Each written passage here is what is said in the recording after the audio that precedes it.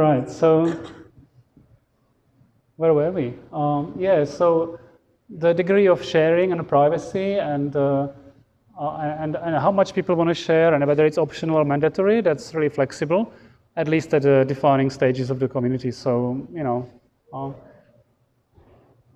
then people, yes, yeah, the people tend to share time, such as meals, games, working bees, which are quite important because you have quite a large area of shared space. And then you have things like film nights and other fun. So, all right.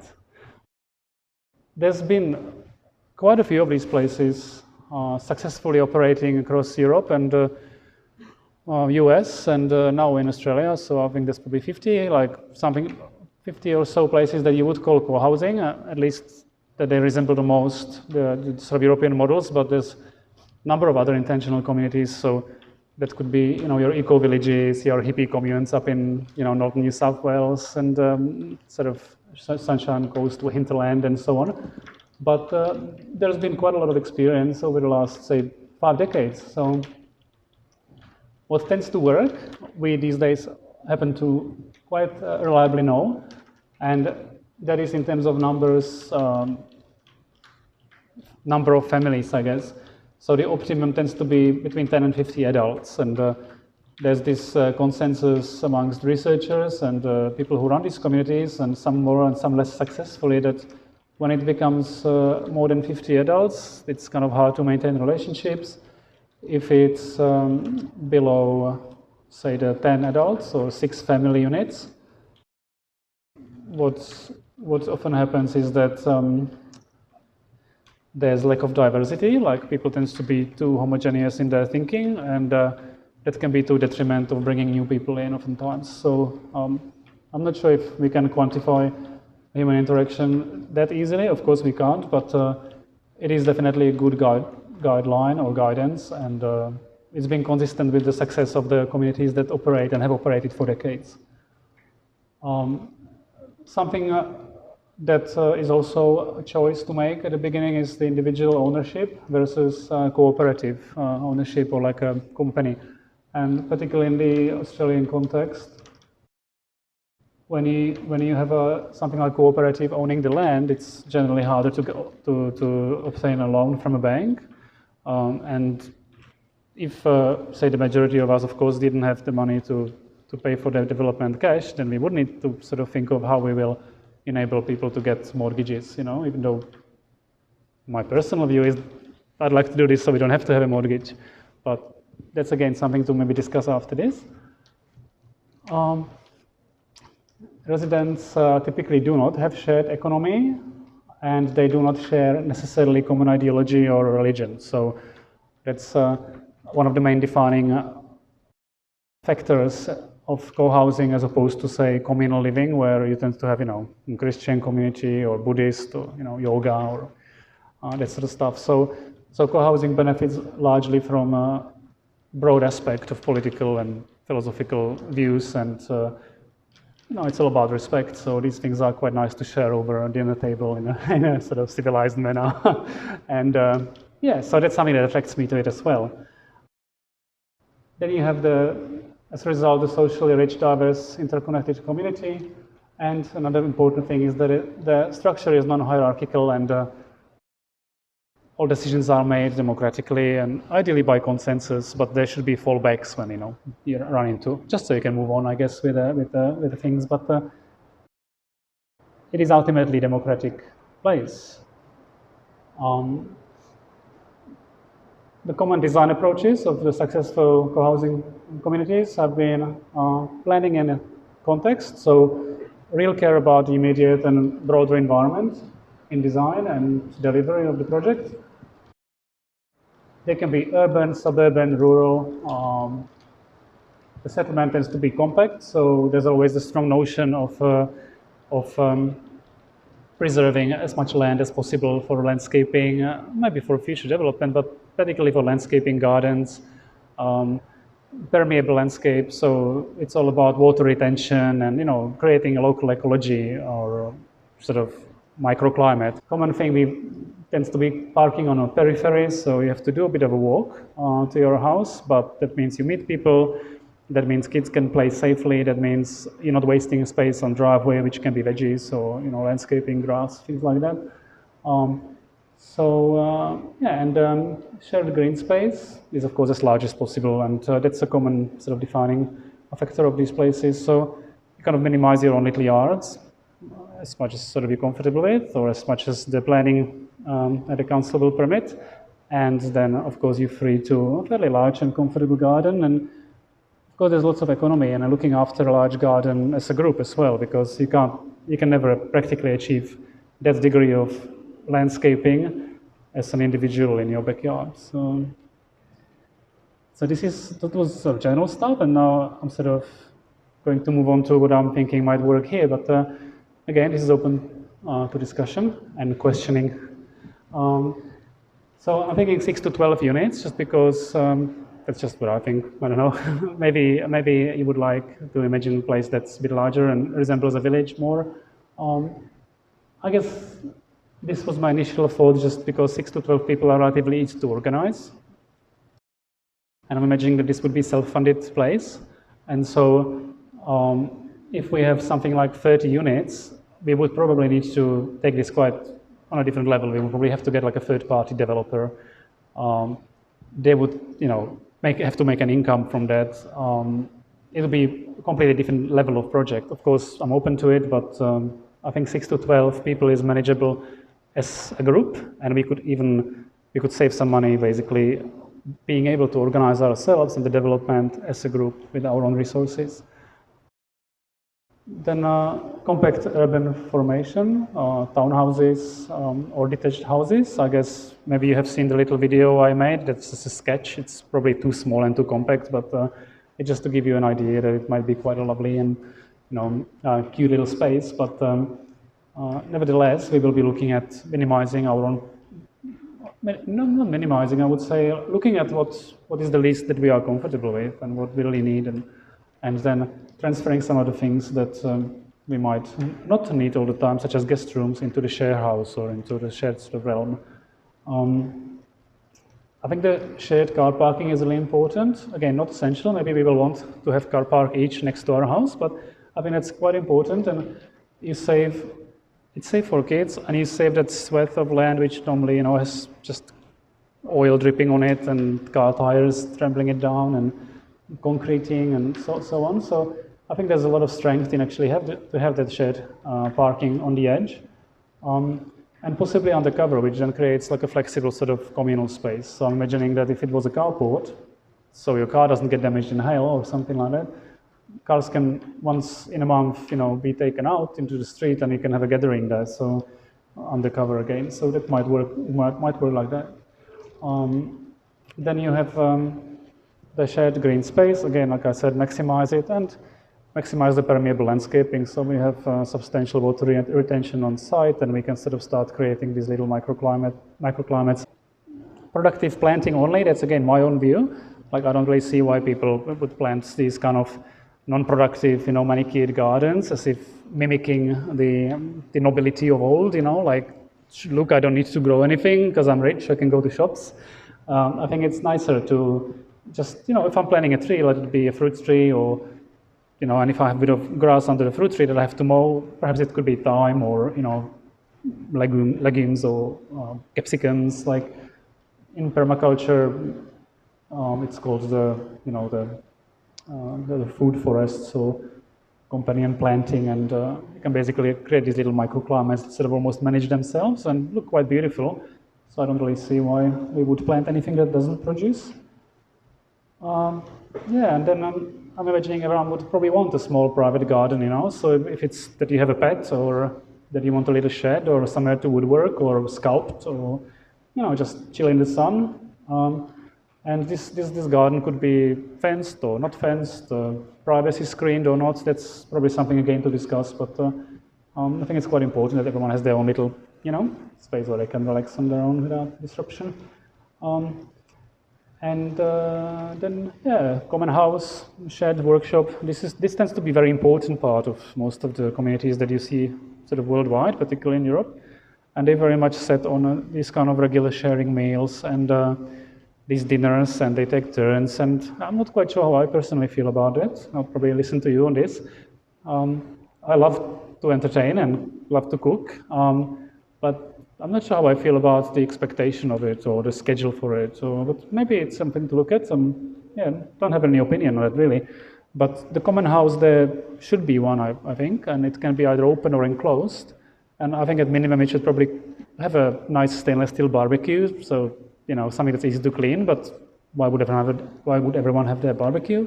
And it's a meeting place. It's somewhere where you could have a bigger party if you're celebrating birthday. Somewhere to watch a movie. And common workshop makes sense as well, unless we again have a person maybe who is a woodworker and really needs their own workshop. But I think a common workshop makes a lot of sense, and sharing tools, because how often do we use tools that are in garage, and also why wouldn't we buy the best brand tools and that will last our lifetimes practically, or instead of everyone buying their Ozito or whatever the cheap Bunnings brand is, and just sits in a shed. So I think the common workshop and shed would be important, and also for things like bicycles and strollers and things. And then I think extremely important will be that the overall design positively contributes to the surrounding area. We will definitely meet some resistance from the community, like people will surely be apprehensive of a bunch of hippies living in a commune. So it's probably it's never going to be like that, but it is an idea that we have to convey to everyone. And they will have a lot of say into during the planning process, the neighbors, and we will have to speak to them, make sure they quite well understand what co-housing is. And the experience around the world teaches that co-housing tends to rise prices in their immediate environment, also tends to appreciate faster than co-housing units tend to appreciate faster than your regular sort of separate dwellings. So the impact of co-housing is actually uniquely positive, and there's very few disadvantages for neighborhood. It could be maybe a couple of more cars in the street, but it's basically minute impact in the negative sense compared to the benefits. So that's something we have to address quite early on. Then you have the privacy for residents and neighbors, solar access for residents and neighbors. So the design should obviously be sort of showing open arms to neighbors and not be kind of self-centered, but sort of open outwards a little bit. And then security and children's safety is a big one. What was the saying? I read a book last night at 2 o'clock in the morning, which addressed this in some sense, that I think it was something along the lines that it's better to build a strong community than a strong gate. So I think that's an important point to make, and it works. It does work. But children's safety is a big one, so that's something to sort of design for. So all the houses kind of can passively supervise the shared area, and if something happens, people know. If something wants to do something, that they know people know. So it's just self-controlled, plain thing, easily done. Accessibility for people with disabilities will be obviously an inherent thing in the design. So staircases, ramps, widths of doors, things like that. I think that comes natural these days. That is good. And then the building design of the individual residences should be rational, sustainable, resilient. And things like solar passive design, insulation, it's self-explanatory. I guess these days most people are probably aware of how to design a good house, and unfortunately then they go and get a project home because it's quicker and more reliably, as you can control the cost a bit better and so on. So there's nothing new really under the sun, so all the houses should perform to their possible best, just by design. They'll use local, natural, and other sustainable materials. So we live in Tasmania, we have beautiful timber, we have stone, we have amazing bricks, still produced or recycled, and so in some sites you can build from clay that's already present, so you don't have to bring too much thermal mass onto site, things like that. So that's, I think, that would be a strong part of the design. Regionally appropriate design language, and big at that one. We seem to have kind of not done much of it in Australia, but it's basically what gives places the genius loci, the sort of spirit. Launceston has a pretty good one, I guess, because we have all these old Georgian, Victorian homes, and we have some sort of modernist insertions at places which are quite tasteful sometimes not.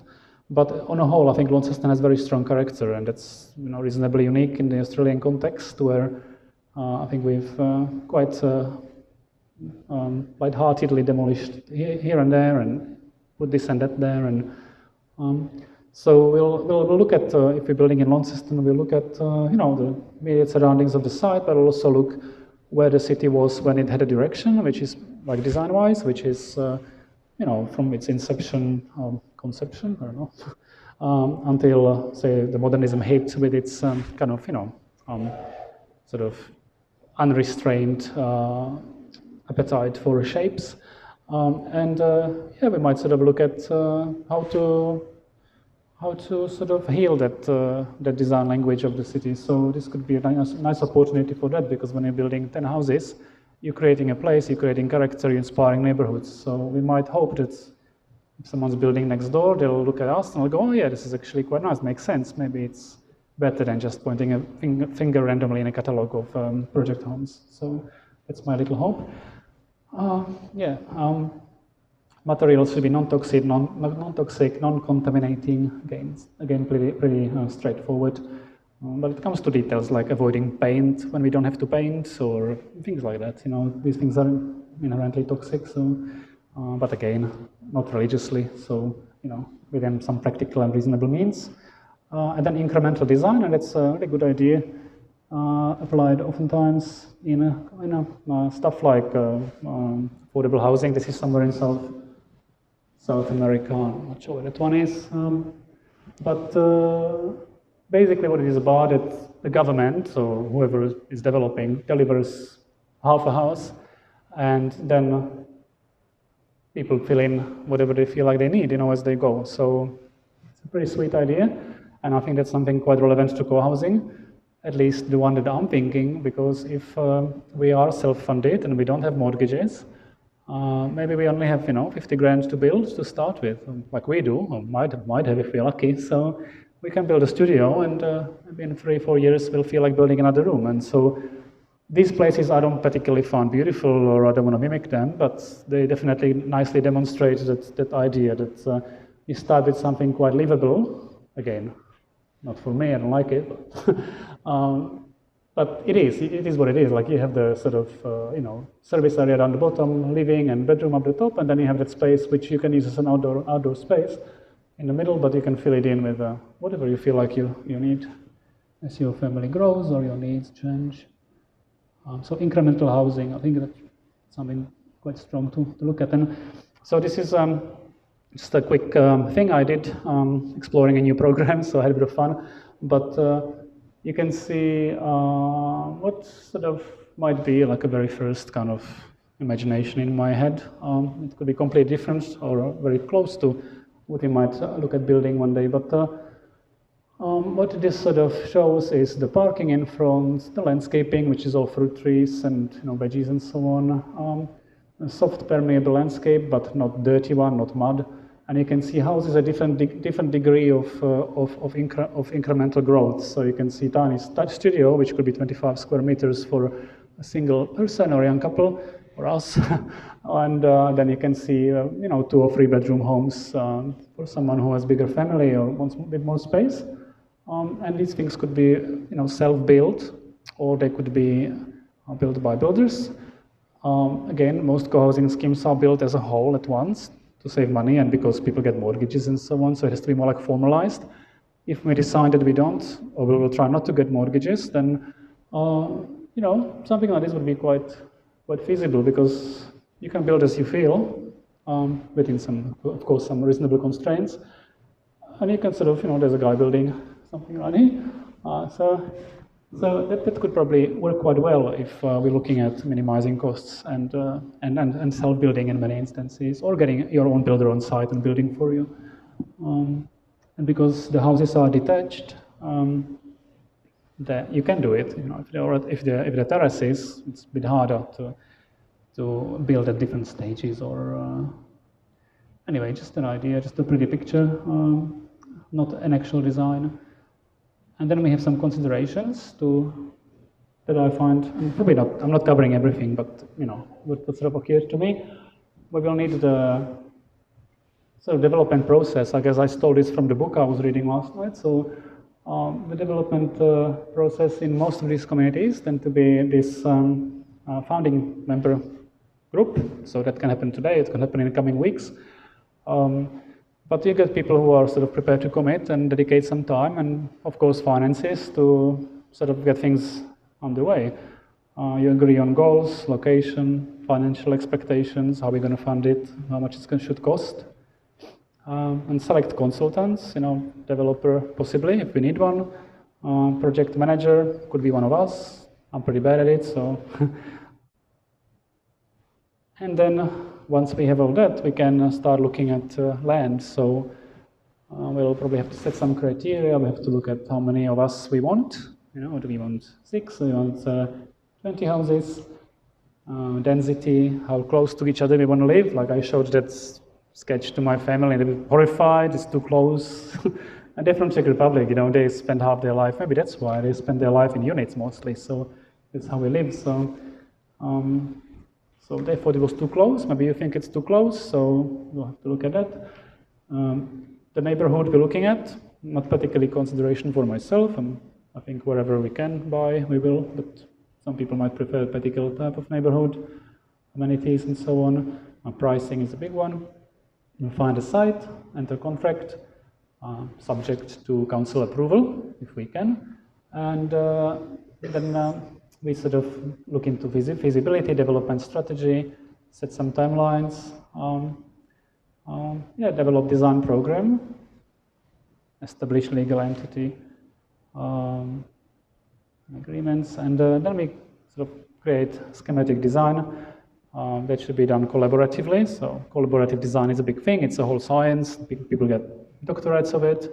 I don't have one, but you know, I've sort of been involved with this stuff for years now. So I think I could probably facilitate it, or maybe we could look at external facilitator, sort of collaboratively design our master plan, formalize it, utilizing, of course, mine or some other suitable professionals' skills.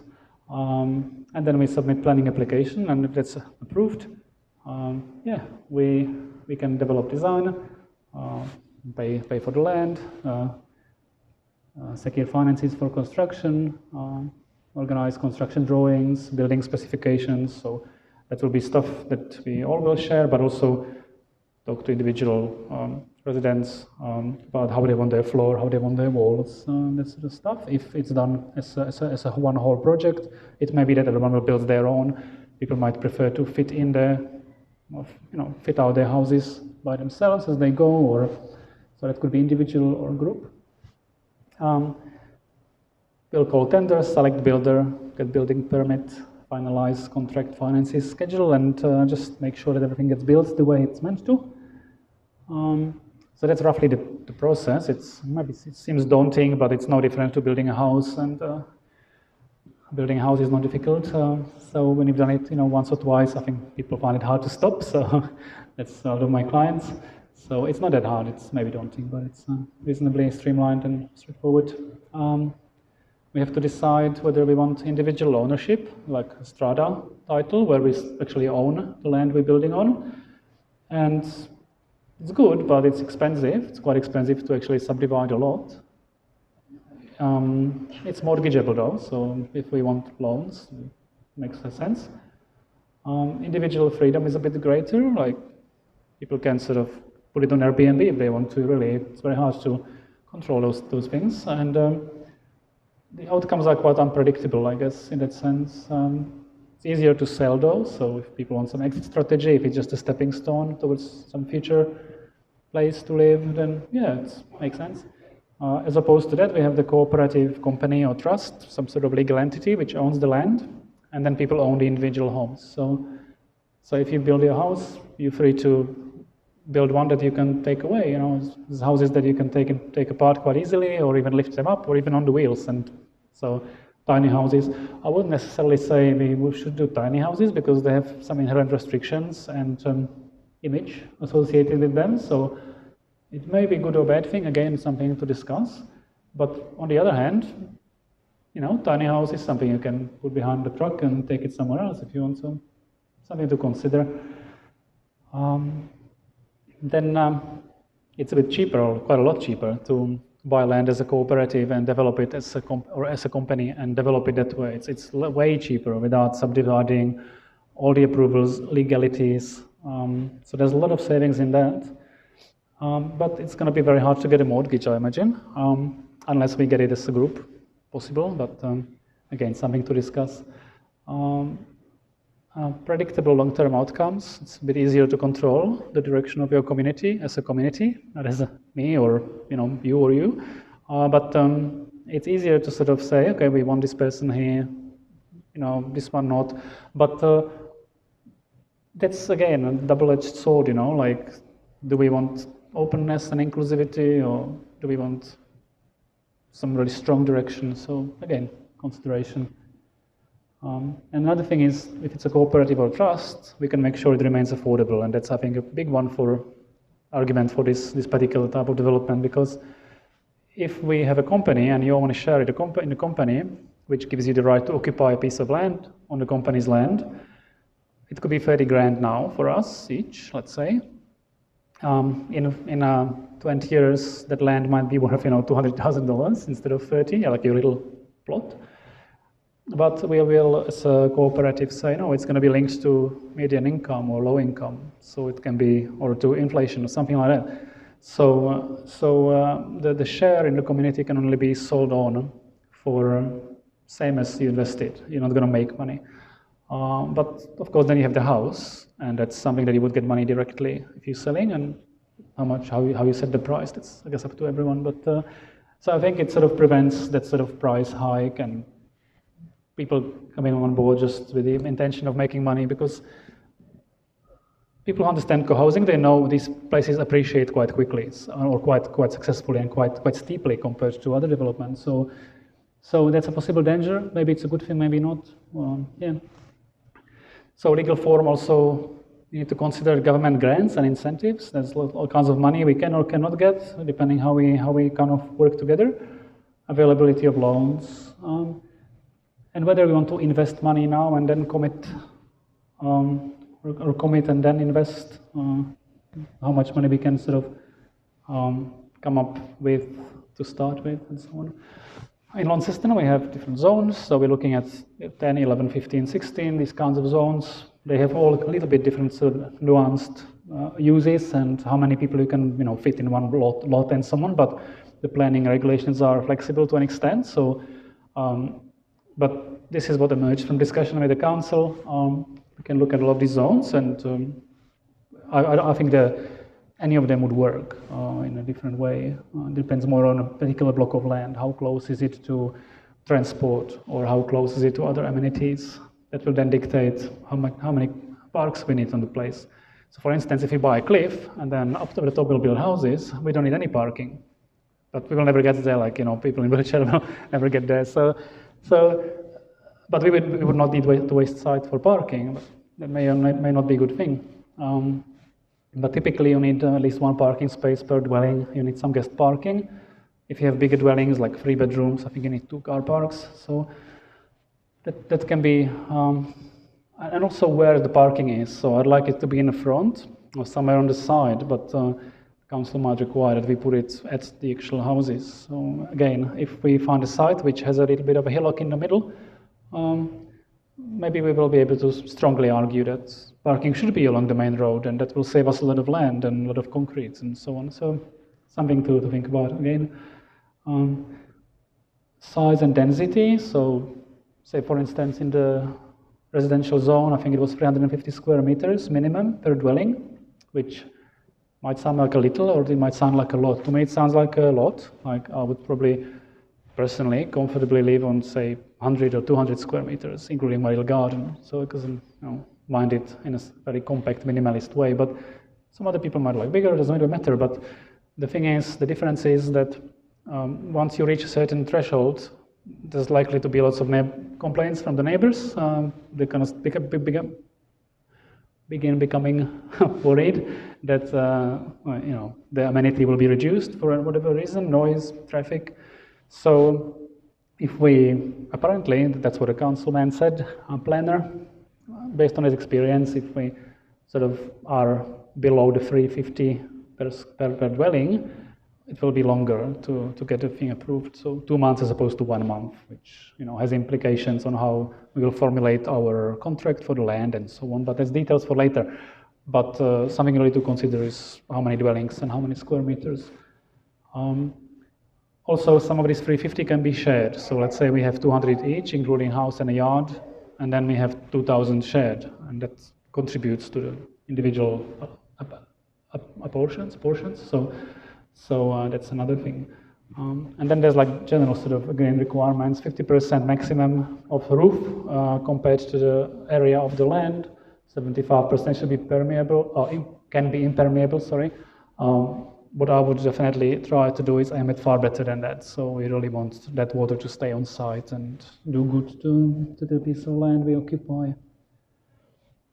Indicative costs, this is like just dream world, so don't take it seriously too much, but it is indicative. I mean, I did my research in terms of what suitable land might cost in Launceston. So if we're talking about 6 to 10 houses, we probably pay up to 300 grand for a block of land. It's more expensive, that's cheaper. You can get something for 150, no doubt, and you can probably put 7, 8 houses on it. So it can be quite cheap, it can be a bit more expensive, it just really depends. Shared structures and services, again, how much do we want to build for the shared use? So if it's a big hall this size, which would be nice for a community of 40 people if it is, half this size, let's say, of this little space here, then yeah, we might need to spend 200 grand on it. But if it's a small little barbecue area, 20 with a little shed and workshop, so there's a bit of a ballpark going on there. So landscaping, same thing. Landscaping can be we can do it together. We can save. It doesn't have to cost us $1. You can just buy trees really and bring in soil or materials behind our cars and do it all ourselves. It will cost 20 grand. If we are getting the builder to do it, or if the property is particularly large, then it can be 100, it can be more. So again, quite a scale to kind of look at. Then we have legal fees, government fees, stuff like that. So it's in thousands, so it's not dramatic, and it would depend on what exactly we're doing, where we're doing it. Legal entity formation might cost almost nothing, might cost $1,000, might cost 10,000, depending what sort of lawyers and if we need them. Cooperatives are quite easy to form just like that. We can do it today. Not that we would, but yeah, that's the big variable. The master plan schematic design for something of this scale could be 10 plus, much plus, depending who's designing it. If I'm doing it, I would be probably charging cost because it's in my interest, so it would be fairly affordable. Planning application for something like this, 1.5 plus, again, it depends on how big it is mostly and how much it's going to cost to develop. So estimated sort of price, that's what the planning application with the council cost is, or the fee is extracted or defined by. Developed design, again, that can be tens of thousands. That's basically more refined architectural drawings. Again, I'm imagining in my dream world, I could do it cheaper. Construction documentation, same thing.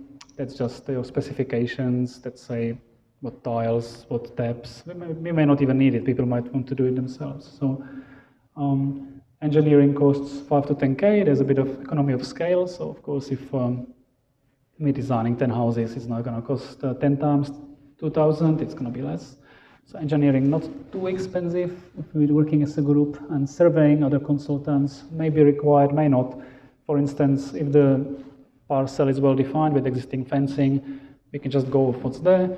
I can measure the land with my laser and cost nothing. But if we're doing strata subdivision, we'll need to get a licensed surveyor, $2,000. We need to get lawyers to prepare all the, what they do, and so that's going to be maybe 10, 20 grand, so I don't know. Indicative costs for individuals, you might need some changes to your particular house, so that's probably 1,000-ish, Engineering and other consultants could be done as a group or individually. They can cost for a house like this from about 1,000. Building surveyor is someone who comes to site and makes sure that everything is built as approved to the code and gives you all the certificates so you can move in, insure the place, and so on. So that will probably cost about 3 grand if we're paying for them separately per dwelling. But again, there is a great economy of scale if they come to check more houses at the same time. Construction of a house, I know it can be done for 50K, one of the small ones, but that's if you're building it yourself and you're frugal and smart and you recycle materials and, So that's my plan. I'd like to build for 50K something that's quite beautiful.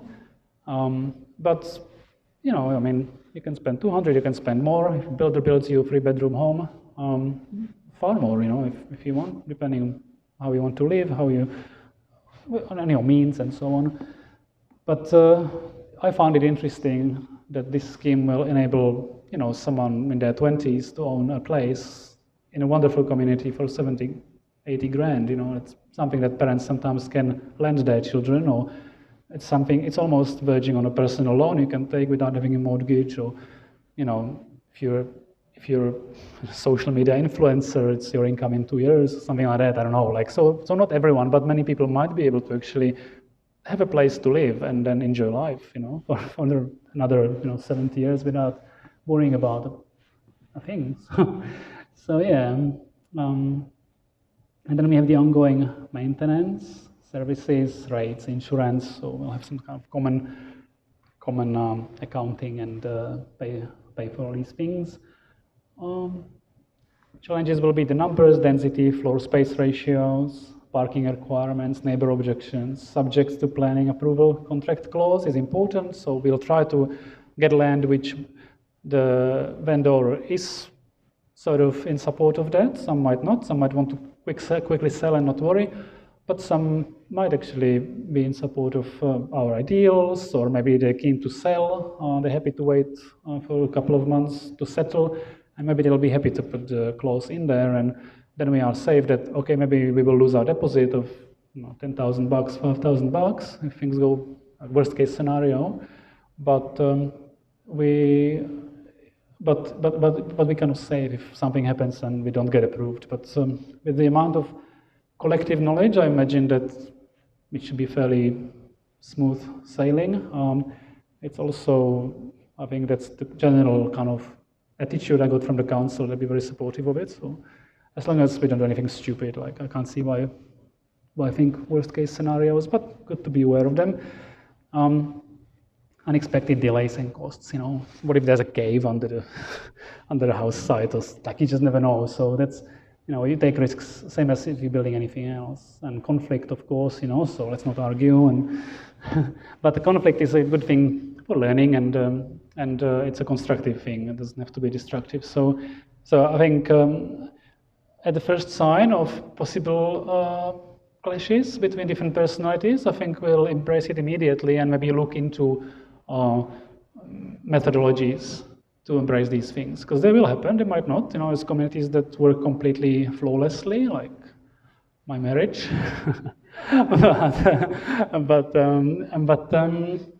Yeah, so conflict is definitely something to surely keep in mind, be aware of it, and don't let it go far, and be creative. Community meetings, frequencies, attendance, something to discuss. Shared property maintenance, working bees, required, but how often, not sure. Informal social gatherings, shared meals, do we want them? Inviting visitors, any kind of rules, are we going to take drugs or not on the property, or are we going to drink alcohol and not be able to walk, I don't know, so probably not, so we will probably have some kind of guidelines, how we conduct, but the idea is that the people we attract will not need these guidelines. They'll be, just there as a safeguard.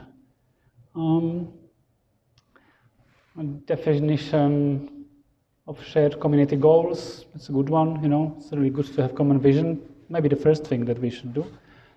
Where we want to take this, why we want to do it. Conflict resolution system, approval or introduction process for new residents. Are we going to approve people, or are we just going to show them what we are about and they decide, or how are we going to organize that? Co-housing typically doesn't have approval process. Typically, it's open to anybody. That's at least sort of 90%, 95% of what I've seen. So yeah, controlled share sale price to maintain affordability. I think that would be a good thing to do, and also to discourage. Again, we probably don't need to discourage, because I think people who will want to be in this will be on the same page, more or less. But yeah, I think there's a bit of a merit in controlling the sale price of the. So it remains affordable. So one of the main goals of it essentially is maintained and brought forward to future generations. So deceased shares, what do we do if someone dies, you know?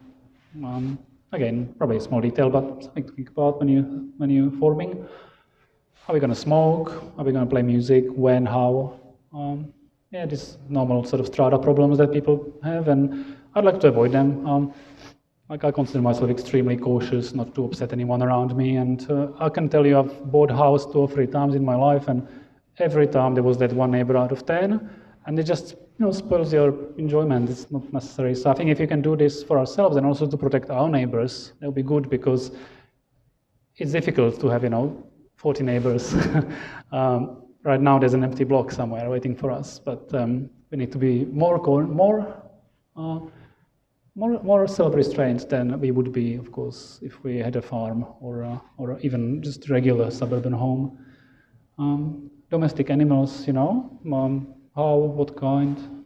Are we going to let people to rent their places on Airbnb? It can be a good thing. We can use it to spread the ideals and ideas and inspire others, or it can be a bad thing, like it can be both. So. Disorderly threatening behavior, all these things, so just nonsense that I picked up from somewhere. Define compliance measures, how do we make people do what we started with, and yeah, and these are some resources, so really good books. I guess the first one is Architecture of Community. It's a book on new urbanism, which is decades old now, a model of designing urban spaces for slowness, for mixed uses, kind of mixture of contemporary knowledge and traditional settlement forms. So walkability, how you slow down cars by making roads complex as opposed to putting speed humps everywhere, things like that. It works. So it's a really good book, and surely will be used as inspiration for the design. Should be, at least. Christopher Alexander, Pattern Language. That's just a beautiful book on how to build anything from your toilet up to a city or country. So a beautiful book too. And this is the book I was reading last night. That's just a really prolific architectural company in America that have probably designed, I think, tens of co-housing schemes in America and have vast experience with the Danish models. And that book is just really, really comprehensive in terms of different communities sharing their experiences, and then also difficulties and how they were produced, and sort of the recommended way of developing one. And it's really good. So available online. I just got it the other day. It could have saved me a lot of thinking, because it's just all there. So really good. And a couple of websites, and there's a silly video again. And this is the discussion. I think that's what I sent to your email. So I would probably invite you to just tell me what you think.